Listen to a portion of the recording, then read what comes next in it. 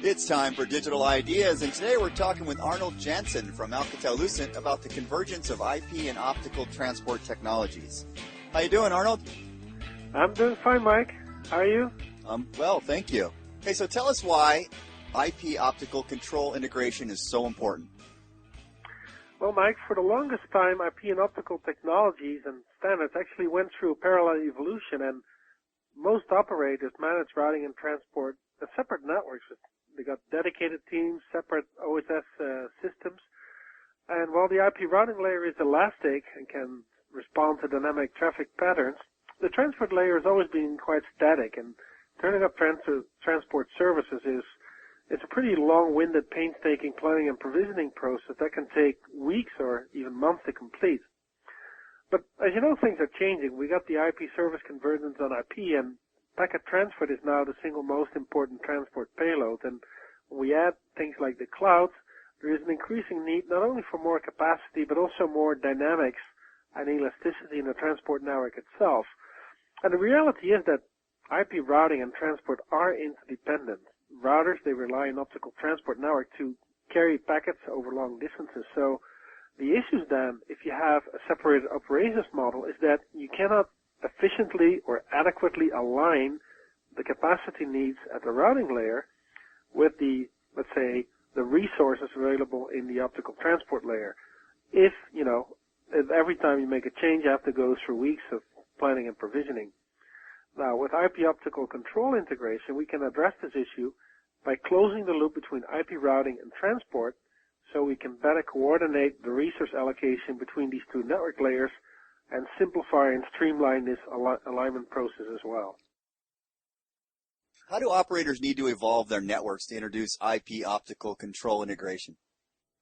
Well, there's two elements here to make the solution, and the first is that the optical transport network itself has to become more agile and support dynamic control. And we can do that by what we call the agile optical network. And this is next generation optical transport technology, optical transport networks, flexible photonic DWDM switching that is far more flexible and optimized for packet transport than your legacy SD8 SONET and wavelength division multiplexing technology. And also importantly, it supports an intelligent, generalized MPLS control plane, which is very akin to the control plane used in the routing layer. Now, the second element is that in the routing layer, we then have GMPLS user network interface that allows then the router to directly communicate with the control plane in the transport layer. And this allows the router then to dynamically request for transport capacity, or to resize the capacity that it has, for example, to add more to it. And the transport network can also automatically itself recover from failures by routing around, fiber cuts and stuff.